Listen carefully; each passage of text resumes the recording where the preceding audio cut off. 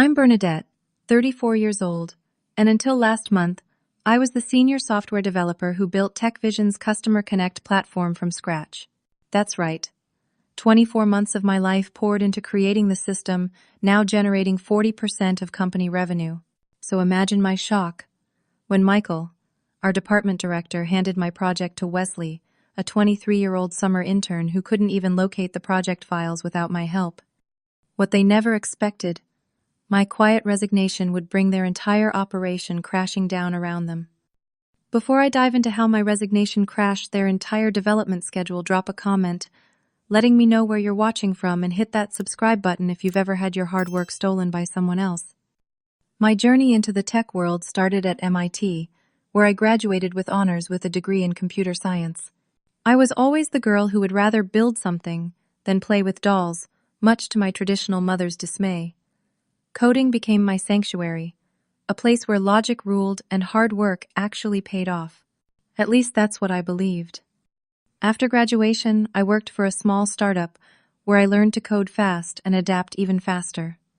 The experience was invaluable, but after 3 years I wanted something more stable with growth opportunities. That's when TechVision caught my eye. They had a reputation for innovation and a corporate culture that supposedly valued its employees.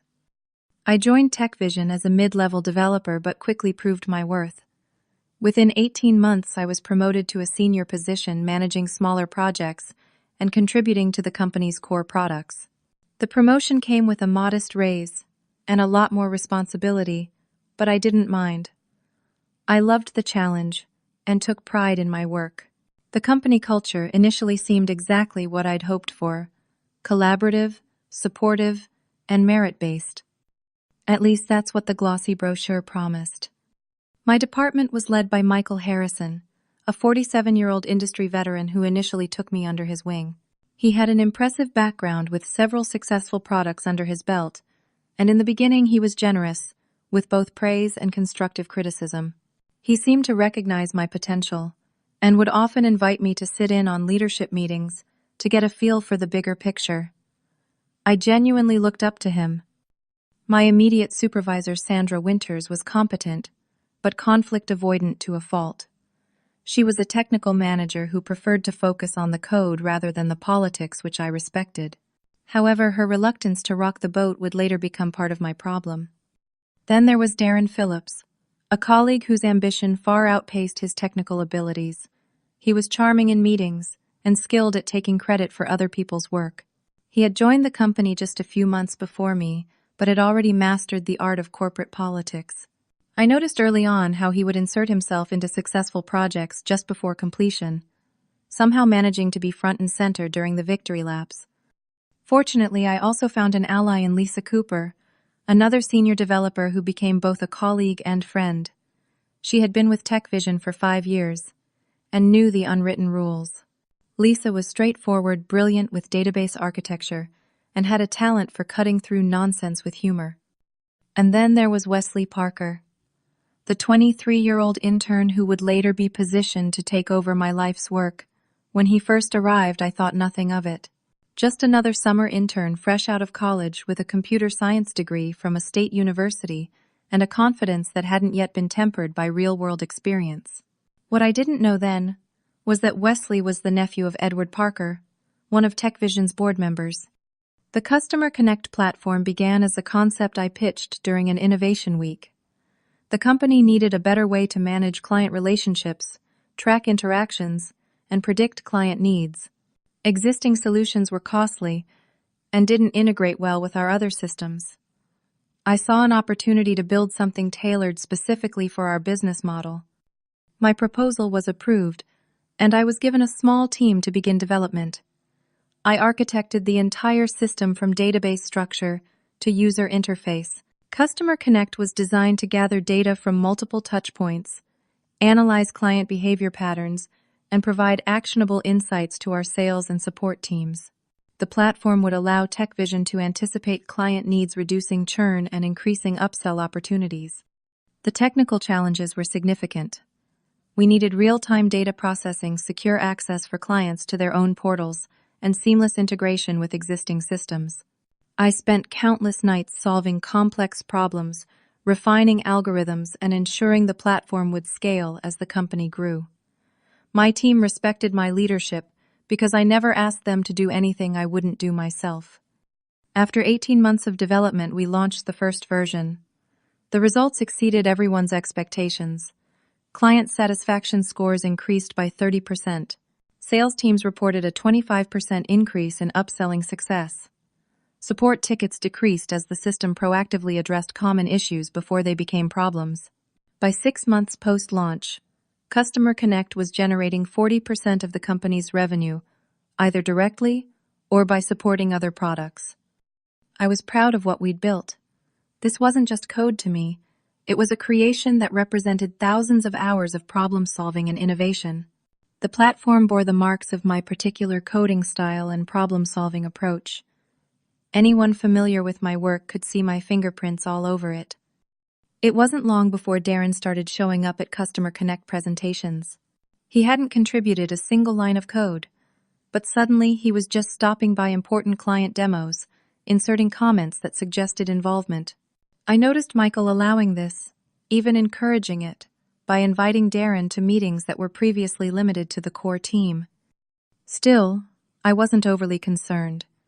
The technical details were complex enough that no one could fake their way through a serious discussion about the platform's architecture. My position seemed secure, and the project was my baby. I had no idea what was coming. The first real warning sign came during a Monday morning department meeting. Michael was making the usual announcements when he suddenly brightened and said, "And I'd like to introduce a special talent who's joining us for the summer, Wesley Parker. Wesley comes highly recommended, and we're expecting great things from him." The introduction seemed disproportionately enthusiastic for an intern, but I didn't think much of it until Michael added, "Bernadette, I'd like you to take Wesley under your wing. Show him how Customer Connect works. He has some interesting ideas that might benefit the platform." My heart sank. I was already working 60-hour weeks managing the platform and planning the next major update. Now I was expected to babysit an intern too. Still being a team player, I agreed with a smile while mentally reorganizing my schedule. Wesley appeared at my desk an hour later, designer coffee in hand, and wearing what seemed to be a deliberately rumpled button-down that probably cost more than my entire outfit. His handshake was limp, his smile practiced. "So you're going to show me how all this works?" he asked, gesturing vaguely at my monitors filled with code. "Yes," I replied, pulling up a chair for him. "Let's start with an overview of the architecture." It quickly became apparent that Wesley lacked even basic programming knowledge. He didn't know what an API was. He confused Java with JavaScript. He asked if we could just use Excel instead of our database system. Each question revealed a new gap in his fundamental understanding.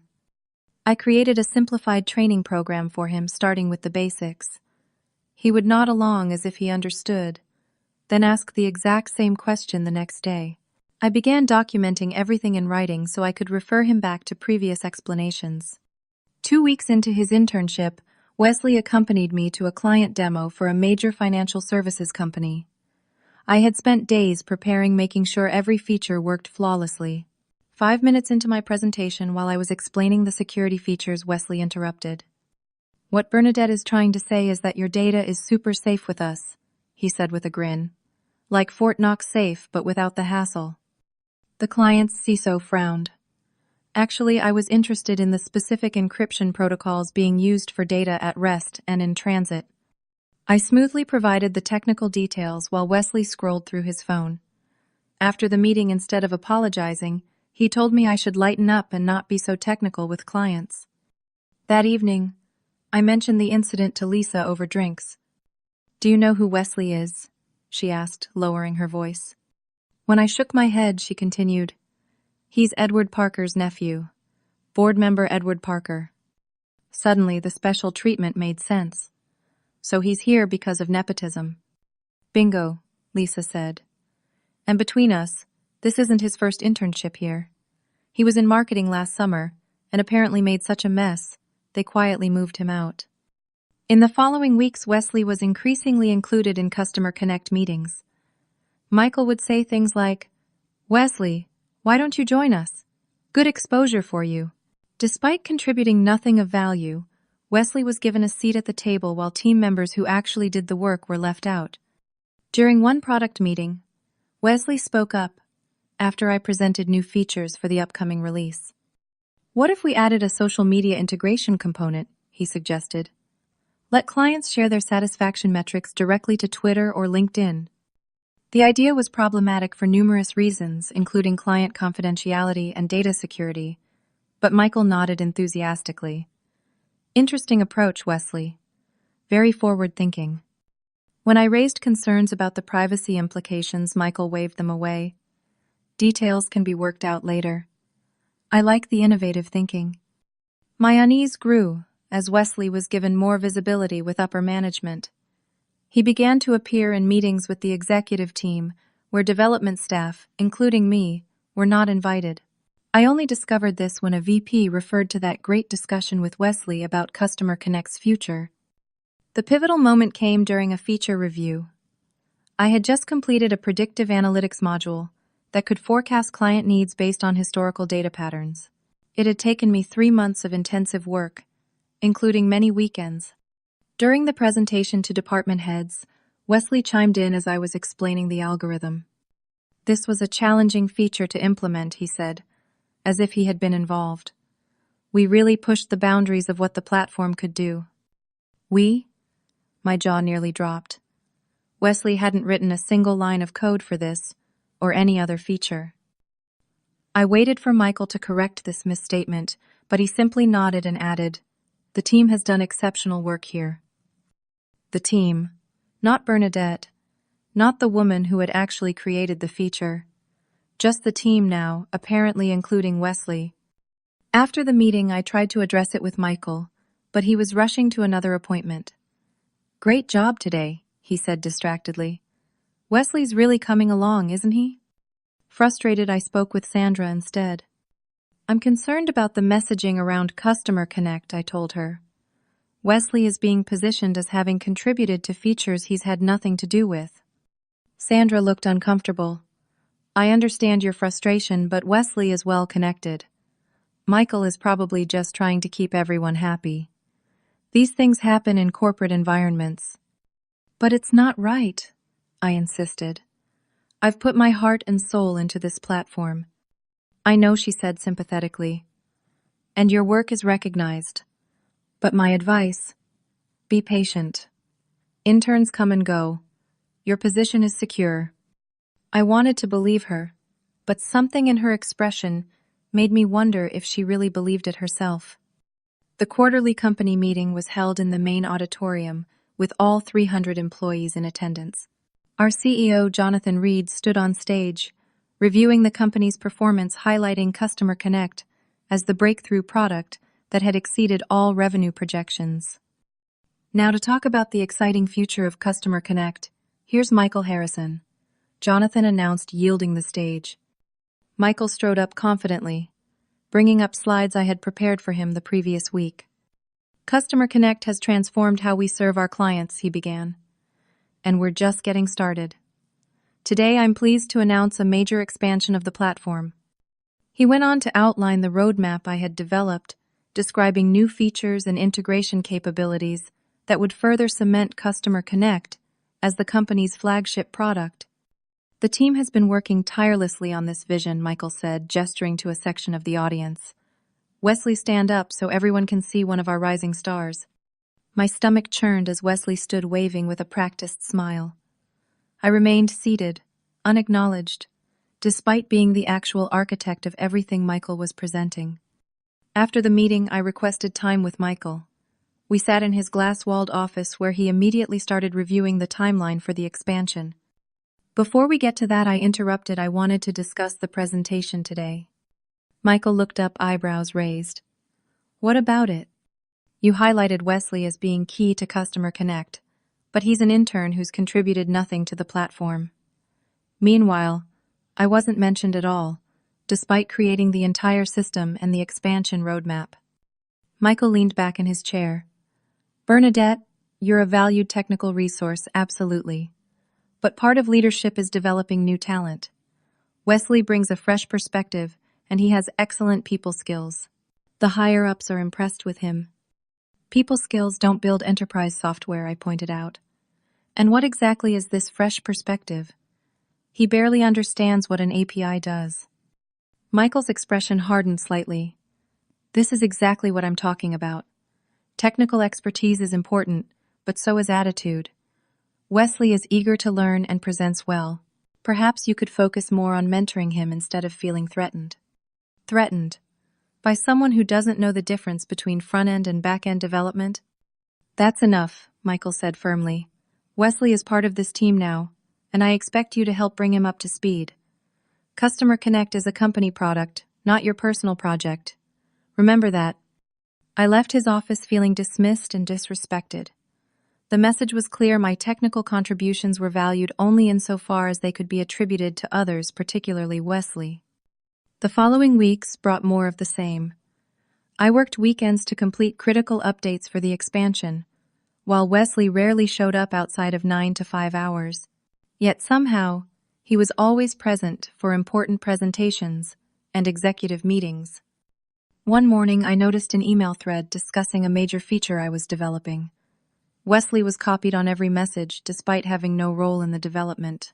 When a question arose about implementation details, Wesley replied to all, with a vague jargon-filled response that demonstrated no actual understanding of the issue. To my shock, the VP of Product responded, "Thanks for the insight, Wesley. Good to have your eyes on this." Meanwhile, I found myself increasingly excluded from strategic meetings about Customer Connect's future.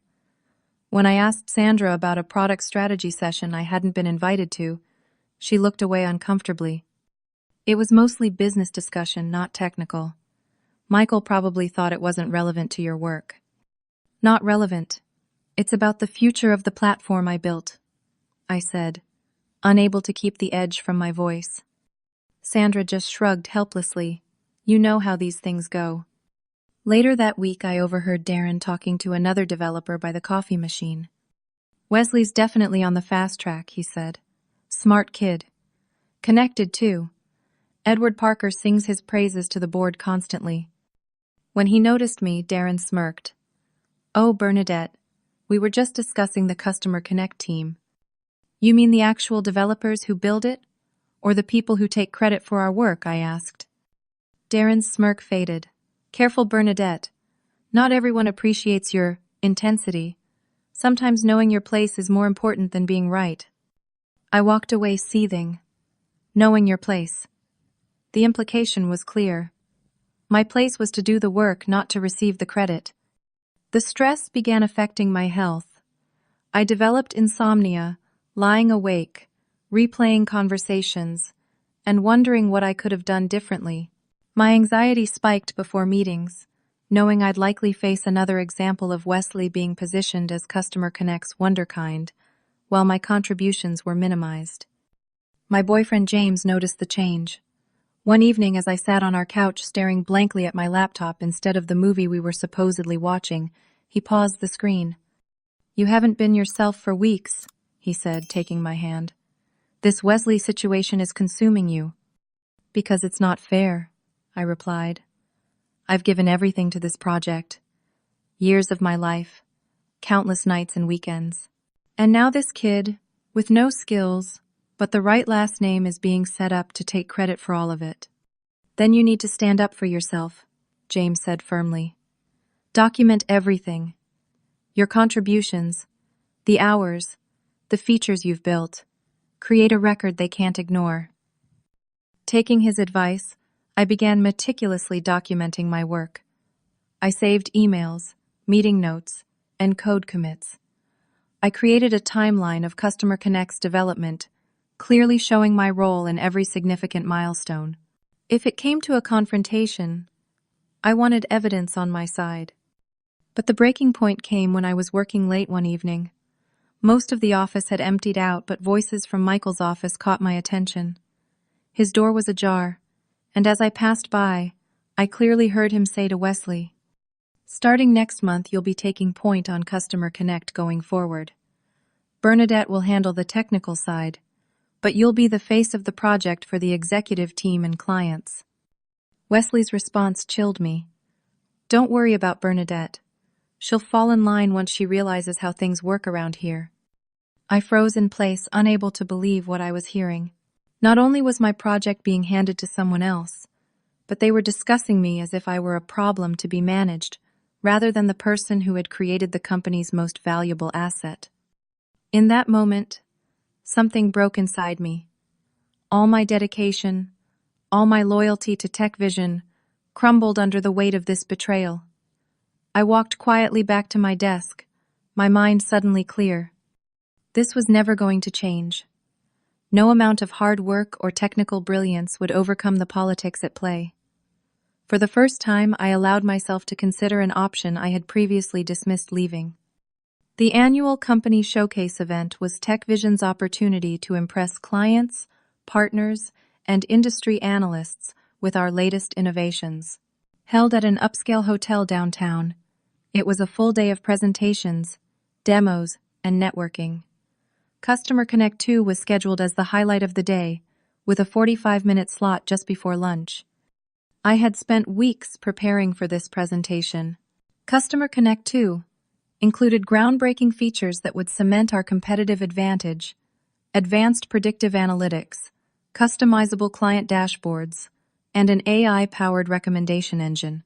I had created detailed slides, prepared demonstrations, and rehearsed my delivery countless times. This was my opportunity to remind everyone whose vision had made Customer Connect a success. 2 hours before my presentation, Michael approached me in the preparation room where I was doing a final review of the demo environment. "Slight change of plans," he said casually. "Wesley will be leading the Customer Connect presentation." I stared at him in disbelief. "You can't be serious. This is the most important presentation of the year. Wesley doesn't understand the technical details of what we've built." "That's why you'll be there to support him," Michael replied. "The executives want to see Wesley take a more visible role with Customer Connect. He connects well with the business audience." "Michael, he literally asked me yesterday what an SQL query was. He can't answer technical questions about the platform."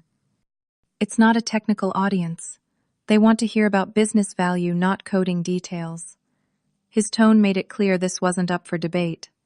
"The decision has been made, Bernadette. Wesley will present, and you'll be there to assist if needed." I watched numbly as Michael walked over to Wesley, who was chatting with a group of executives.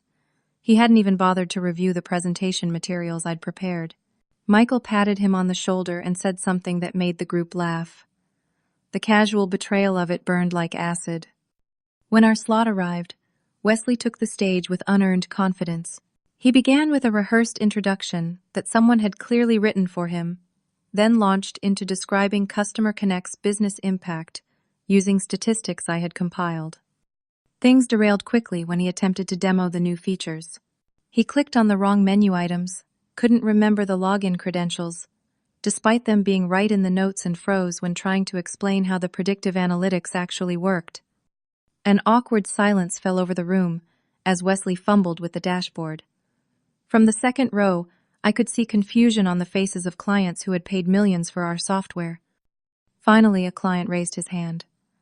"Can you explain how the new recommendation engine differentiates between seasonal trends and actual client preference changes?" Wesley stared blankly, then offered a vague response about advanced algorithms and synergistic data fusion that meant absolutely nothing. The client frowned. "That doesn't actually answer my question. Can you be more specific about the methodology?" More uncomfortable silence followed. I saw Michael shifting anxiously at the back of the room. Finally, I couldn't take it anymore. The reputation of my creation was on the line. I stood up. "If I may address that question," without waiting for permission, I walked to the front. The recommendation engine uses a dual-layer analysis system. The first layer isolates temporary factors like seasonal variations, market fluctuations, and promotional responses. The second layer identifies persistent preference patterns that remain consistent across these variables. This allows us to distinguish between what a client needs consistently versus temporarily. Relief washed over the audience as I took control of the presentation.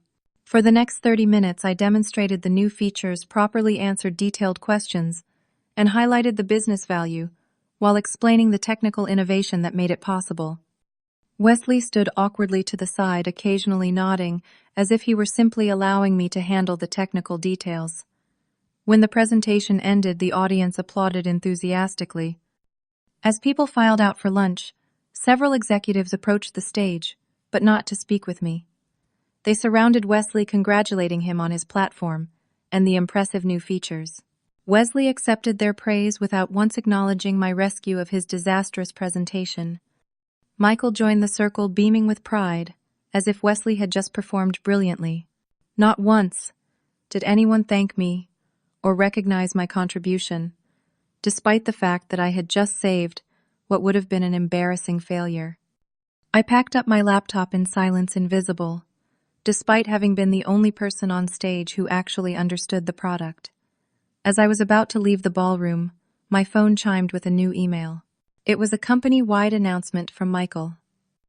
I'm pleased to announce that Wesley Parker has been appointed Project Lead for Customer Connect, effective immediately. Wesley has demonstrated exceptional understanding of the platform and its business applications. Please join me in congratulating Wesley on this well-deserved promotion. My hands trembled as I read the message. Project Lead. For a platform he couldn't even demo properly. For my creation, my vision, my countless hours of work. As if on cue, Wesley approached me with that same smug smile. Bernadette, got a minute? I'd like you to catch me up on the system architecture when we get back to the office. As project lead, I should probably understand how all this works under the hood.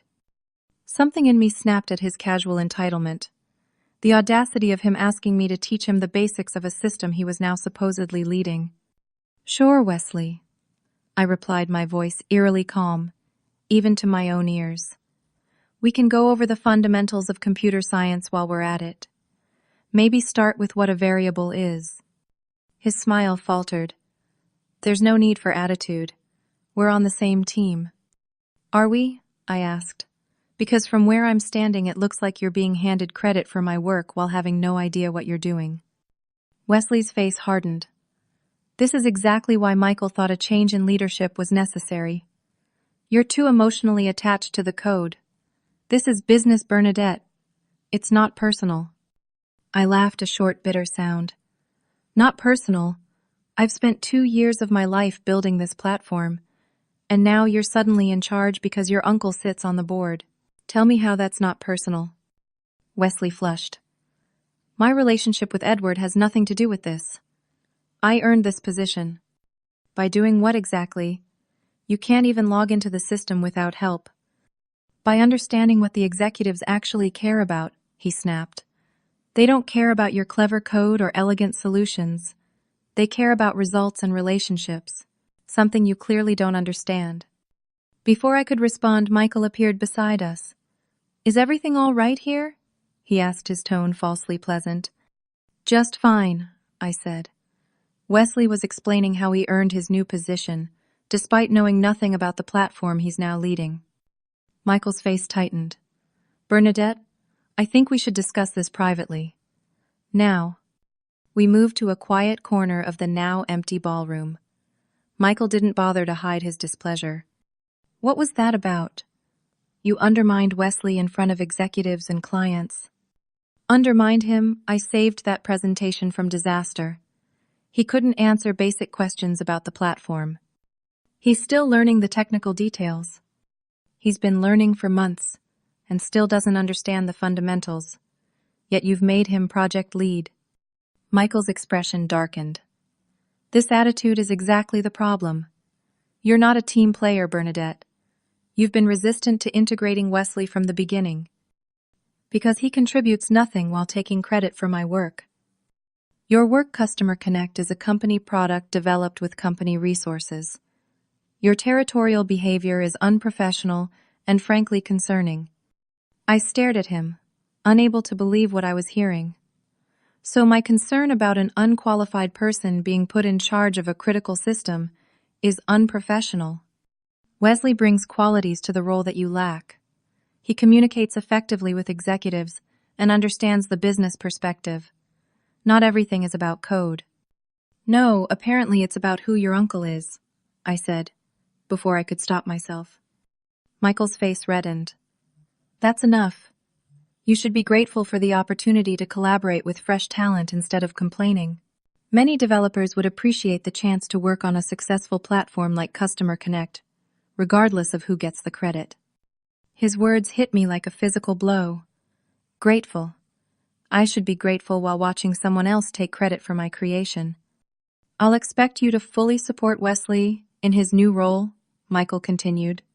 That means sharing all project documentation, bringing him up to speed on the technical aspects, and maintaining a positive attitude. Is that clear? I nodded mutely, not trusting myself to speak. Good, Michael said clearly, considering the matter settled. The car back to the office leaves in 20 minutes. I watched him walk away, joining Wesley and the executives who were still chatting by the stage. They laughed at something completely at ease while I stood alone, suddenly seeing my future at TechVision with painful clarity. That night I barely slept. I lay awake staring at the ceiling, replaying the day's events and Michael's words. You should be grateful. The phrase kept echoing in my mind, each repetition stoking my anger. By morning I knew what I had to do. The day after the showcase, I called Rachel, an attorney friend from college who specialized in employment law. Over lunch at a cafe far from TechVision's offices, I explained my situation.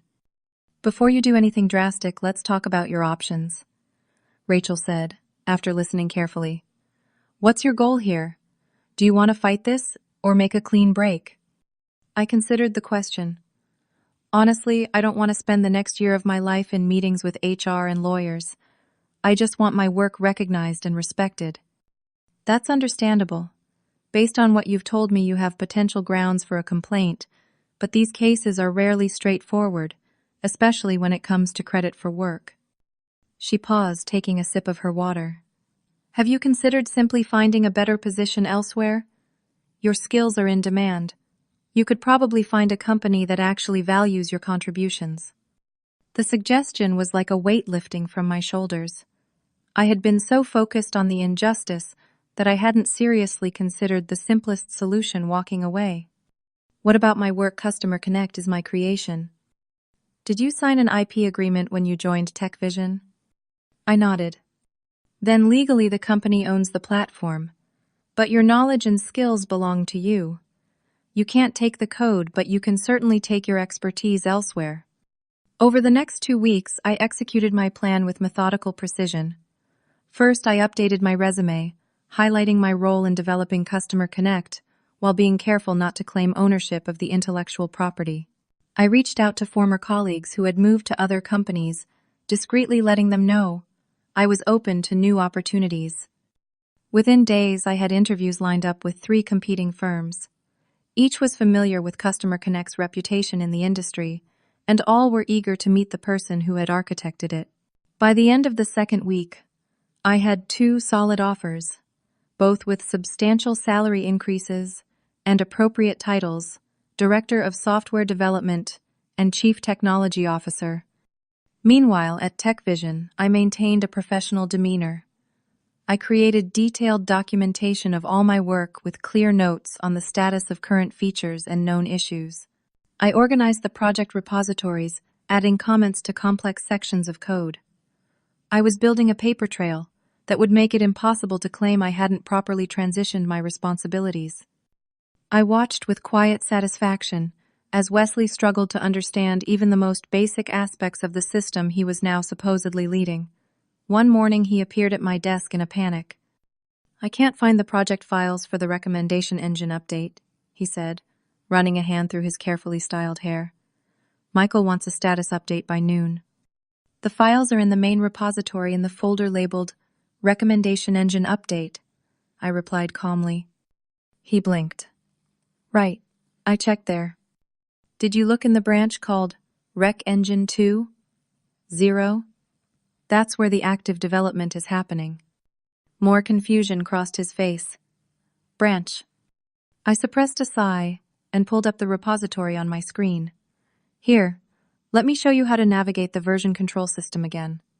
For 20 minutes, I walked him through the basics of Git for what must have been the 10th time. He nodded, as if it all made sense, but his eyes had that glazed look I'd come to recognize as his "I'm not understanding any of this, but won't admit it" expression. As he left, I smiled to myself. Soon this would no longer be my problem. With my new position secured, I sat down and crafted a resignation letter. It was professionally worded, expressing gratitude for the opportunities I'd had at TechVision while giving the standard 2 weeks' notice. I made no mention of Wesley or my reasons for leaving. The letter was a model of corporate politeness. The next morning, I requested a meeting with Diane from HR. Her surprise was evident when I handed her my resignation letter. "Bernadette, this is unexpected," she said, scanning the document. "You're one of our top performers. Is there anything we can do to change your mind? We could discuss a raise or perhaps a promotion." "Thank you, but I've accepted a position elsewhere," I replied. "May I ask why you're leaving? Was there a specific issue?" I smiled politely. "I'm just ready for a new challenge. I've learned a lot here, but it's time for me to move on. Michael will be very concerned about this, especially with Customer Connect being such a priority. Perhaps you should speak with him before making a final decision." "My decision is final," I said firmly. "As my letter states, I'm giving 2 weeks' notice and will ensure a smooth transition." Diane looked troubled. "At the very least, let me set up a meeting with Michael this afternoon. He'll want to discuss transition plans for Customer Connect." I nodded, knowing the storm that was coming. "Of course. Just let me know when." As I left HR, I passed Wesley in the hallway. He was on his phone looking frustrated. "No, I told you I need admin access to the testing environment," he was saying. "I'm the project lead for Customer Connect." "Yes, that's what I'm trying to tell you. I should already have access." I continued walking, allowing myself a small smile. Reality was already beginning to set in for him.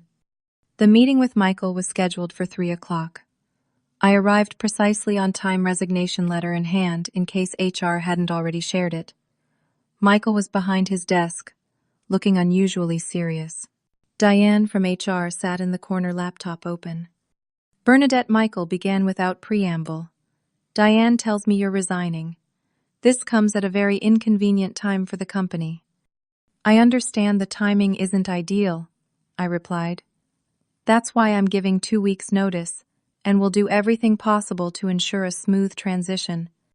"But why leave now? Customer Connect is entering an exciting new phase. Your technical skills are still needed on the project." "I've accepted an opportunity that better aligns with my career goals," I said, keeping my tone neutral. Michael leaned forward. "We can match whatever offer you've received. 10% more, and we could discuss a title change if that's a factor." "It's not about the money or title." "Then what is it about?" Michael's frustration was beginning to show. "Is this because of Wesley's promotion? Because if you're feeling overlooked, we can find ways to recognize your technical contributions while he handles the leadership aspects." I simply smiled. "Wesley's got this." Michael stared at me for a moment, then pulled my resignation letter from a folder on his desk. As he read it again, his face gradually changed color from normal to pink to an almost purple hue. "This is about Wesley, isn't it?" he said, his voice rising. "You're leaving because you don't want to work under him. This is exactly the kind of attitude I was talking about." "I didn't say that," I replied calmly. "Those are your words. Do you have any idea what this will do to the Customer Connect timeline? We have deliverables promised to major clients. The documentation I'm preparing should help with the transition." "Documentation?" Michael almost laughed. "You think documentation can replace your knowledge of the system? The board is expecting the next release in 3 months. How is that supposed to happen without you?"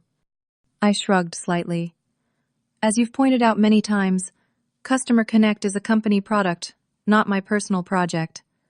I'm sure Wesley has everything under control." Michael's face darkened further.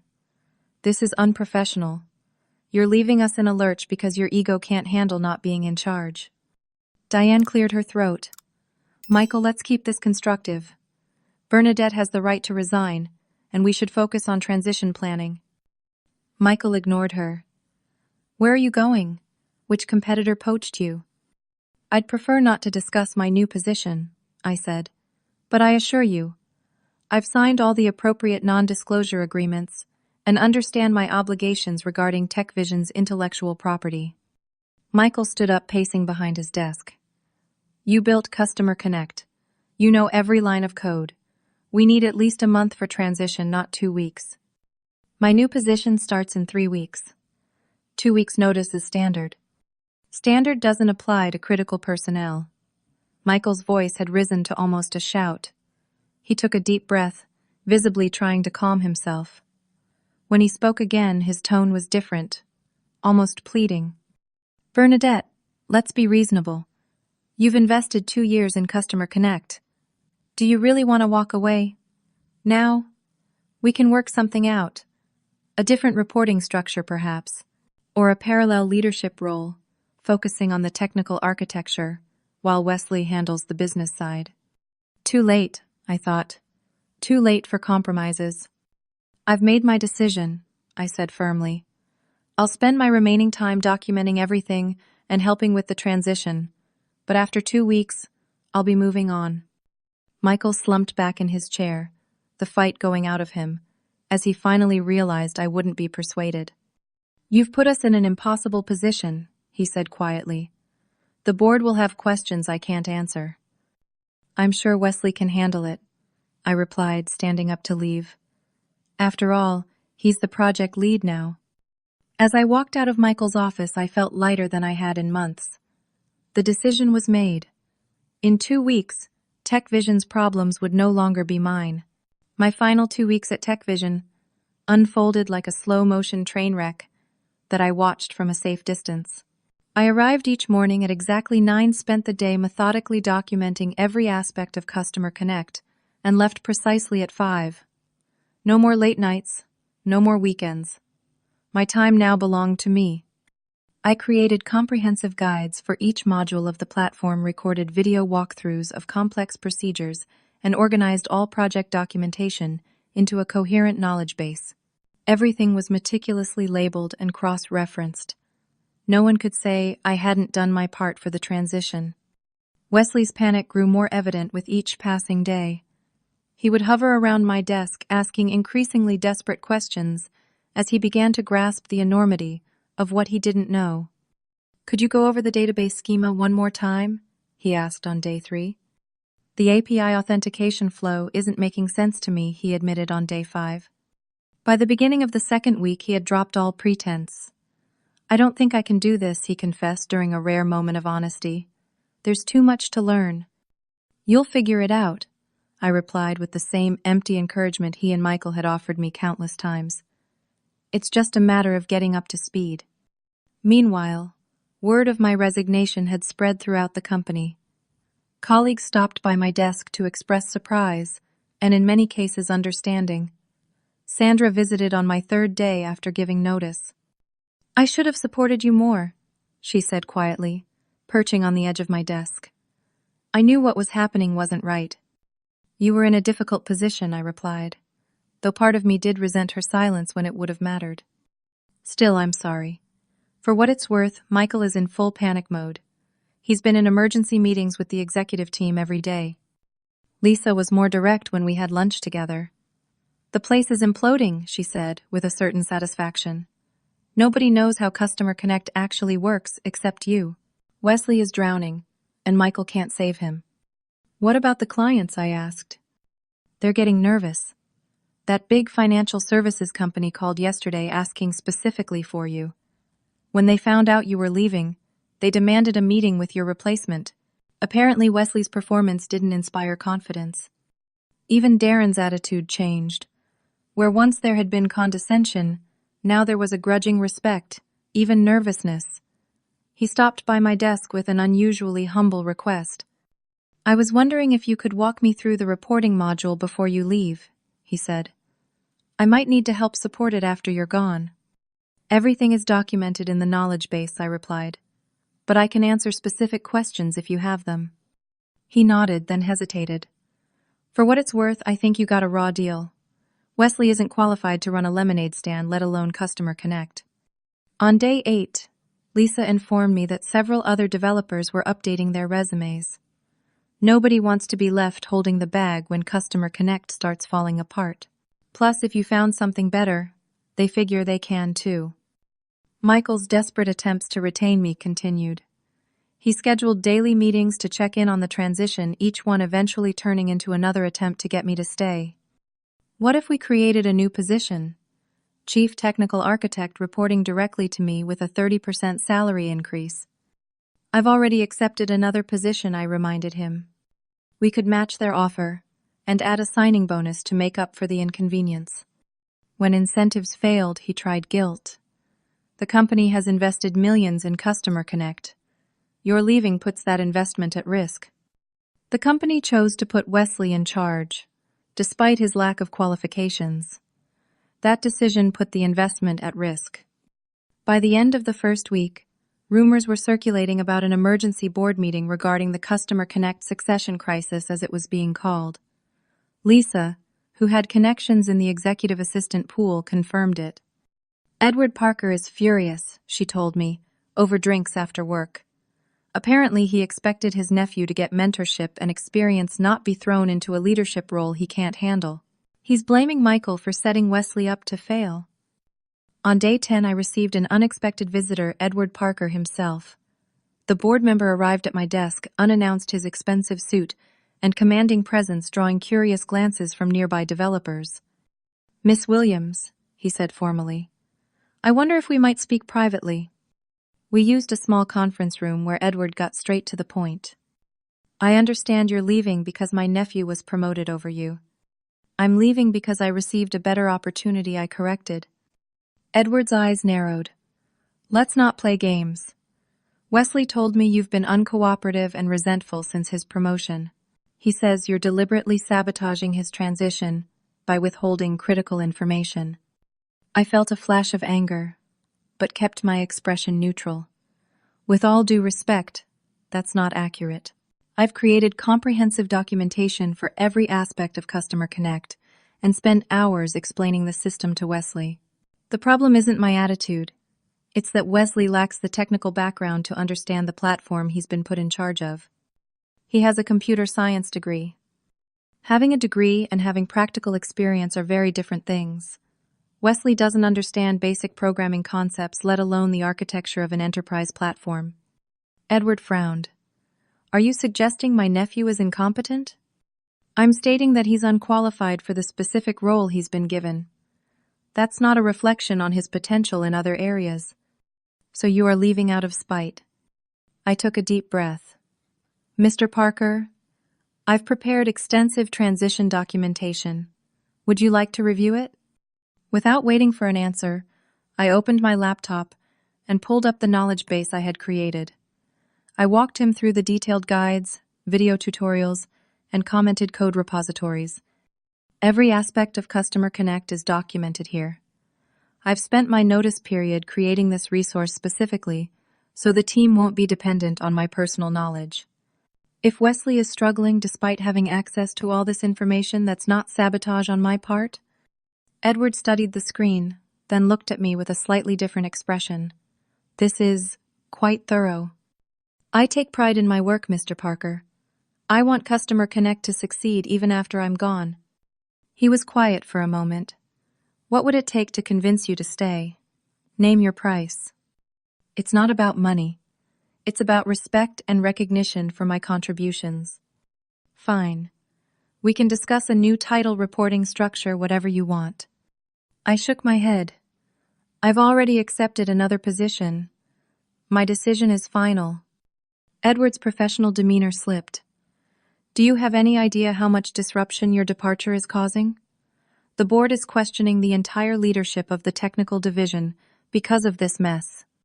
That's unfortunate, but it's the result of decisions made by management, not my resignation. He stood abruptly. I hope your new position is worth burning this bridge. I remained seated, looking up at him calmly. Some bridges aren't worth maintaining, Mr. Parker. The final days brought increasingly desperate offers from TechVision.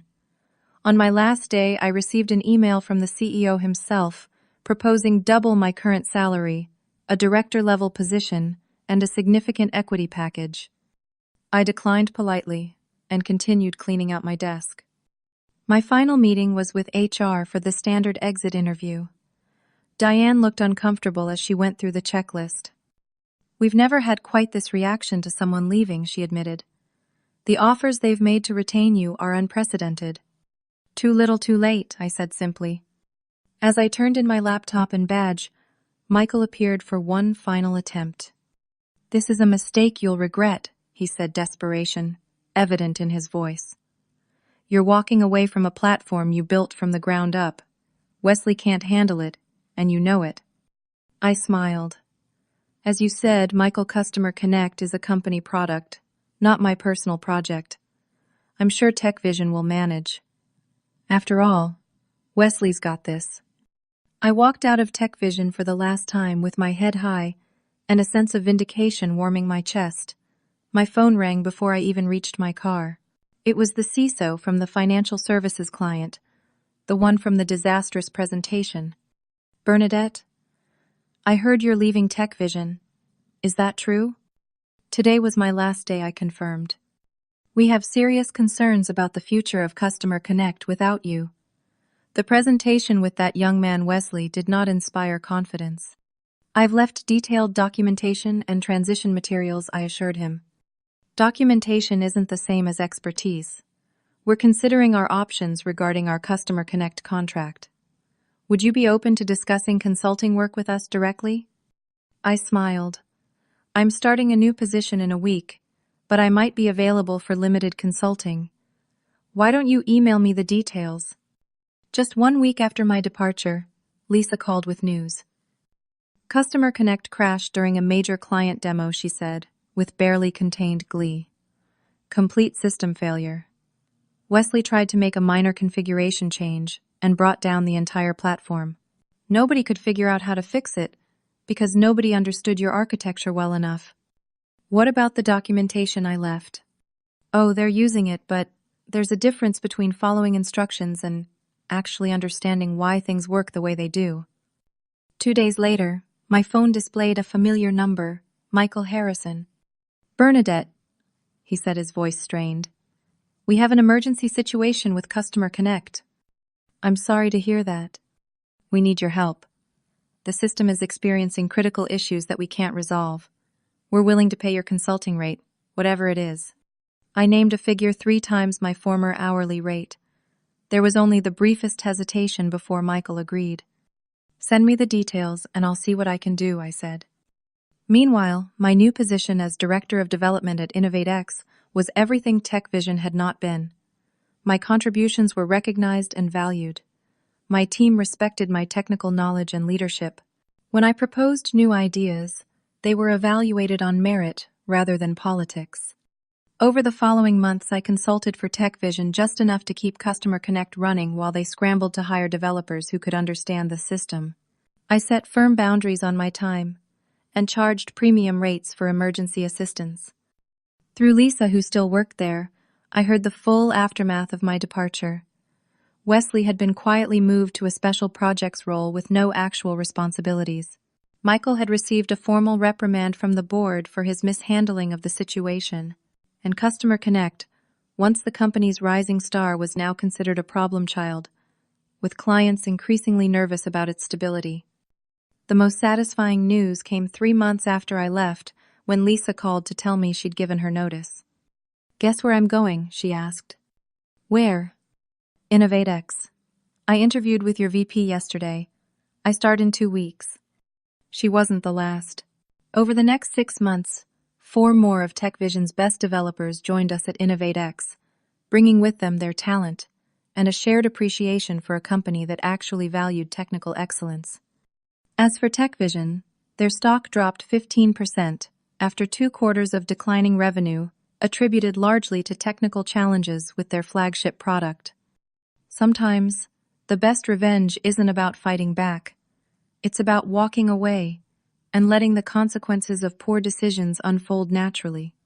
6 months after leaving TechVision, my new life at InnovateX had exceeded all expectations.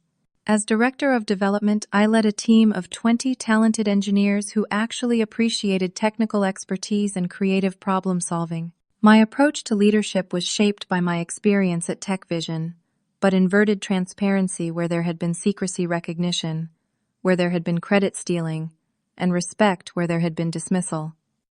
Each team member's contributions were acknowledged in our documentation and presentations. I made sure executives knew exactly who had developed key features. When junior developers came up with innovative solutions, they presented their own work, rather than having me take the spotlight. Meanwhile, news from TechVision continued to validate my decision to leave. Lisa, who had followed me to InnovateX, along with several other former colleagues, maintained connections with people still there.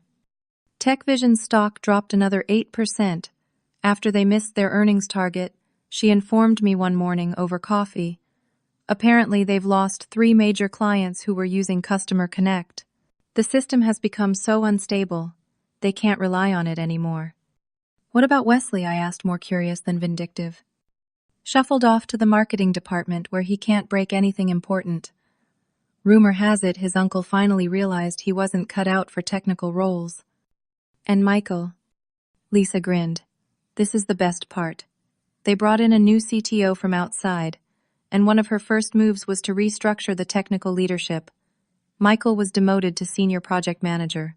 No more direct reports. No more strategic decision-making. I felt a complex mix of emotions, satisfaction, that reality had finally caught up with them, but also a twinge of sadness for the platform I'd created. Customer Connect had been built with care and vision.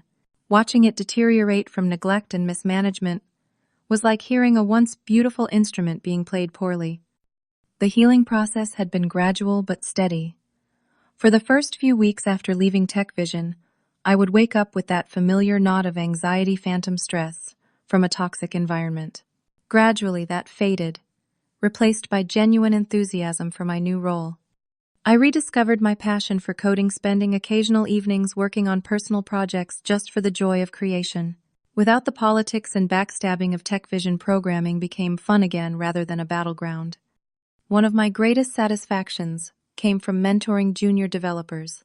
I thought often of how differently things might have gone if Wesley had been humble enough to actually learn, instead of expecting accolades for simply showing up. I made sure our interns and new hires received proper guidance, challenging tasks appropriate to their skill level, and recognition for their growth. My personal life flourished as well. James had been my rock throughout the ordeal, and 6 months after my career change, he proposed during a weekend hiking trip in the mountains. As we sat watching the sunset from a rocky outcrop, he took my hand. "You know what I realized when you were going through that mess at TechVision?" he asked. "That you are the strongest, most principled person I've ever met. When everything was falling apart, you didn't compromise your values or your dignity. I want to spend my life with someone like that." The ring was simple and elegant, just like his proposal. I said yes, without hesitation. My new workplace allowed me a healthy work-life balance I'd never experienced at TechVision. I left at reasonable hours, took actual weekends off, and even used my vacation days. The company culture recognized that rested, balanced employees produced better work than burnt-out husks running on caffeine and deadline panic. I also reconnected with former colleagues who had left TechVision before me, people who had experienced similar situations and moved on to healthier environments.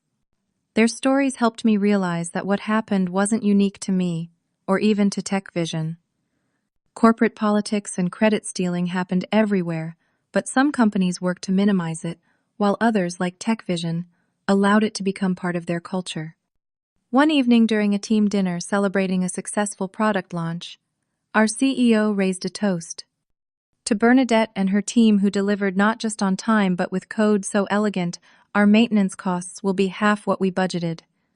This is what happens when you hire the best and then actually listen to them. The contrast with my TechVision experience couldn't have been more stark. Here, technical excellence was valued alongside business acumen. No one was asked to just be grateful for the opportunity to have their work appropriated. 3 former TechVision developers now worked on my team at InnovateX. They had each reached out after hearing about my new role, seeking the same escape from a toxic environment. I took particular satisfaction in seeing them thrive in a healthy workplace. I forgot what it was like to actually enjoy coming to work, Ryan, a former TechVision senior developer told me. I was ready to leave the industry altogether before I joined your team. The lessons I learned from my TechVision experience were numerous and valuable. Document everything. Not just code, but contributions, agreements, and promises made. Pay attention to company culture from day one. The small disrespects often grow into larger betrayals. Recognize red flags, early unqualified people, being promoted contributions, going unacknowledged political connections, outweighing merit. Maintain professional networks outside your current employer. The relationships you build throughout your career can be lifelines when you need to make a change. Your skills belong to you, even if the specific code you write belongs to your employer. Sometimes walking away with dignity is more powerful than fighting a broken system. Know your worth, and don't stay where it isn't recognized. 9 months after my departure, I received a LinkedIn message from Sandra, my former supervisor at TechVision. Thought you'd want to know that Michael is leaving. The new CTO has completed her reorganization, and there's no place for him in the new structure. Customer Connect is being completely rebuilt from scratch by an outside consultant. Too many Band-Aid fixes made the original architecture unstable. Hope you're doing well at InnovateX. They're lucky to have you. I smiled as I read it. Not out of malice for Michael's fate, but because it confirmed what I had known all along: technical debt, like any other debt, eventually comes due. No amount of political maneuvering can save a product when its foundation is compromised. The final validation came a year after leaving TechVision, when our team at InnovateX launched a new client management platform that quickly gained market share, including several former Customer Connect clients. We had built something that honored the best ideas from my previous work, while improving on areas where I'd learned valuable lessons.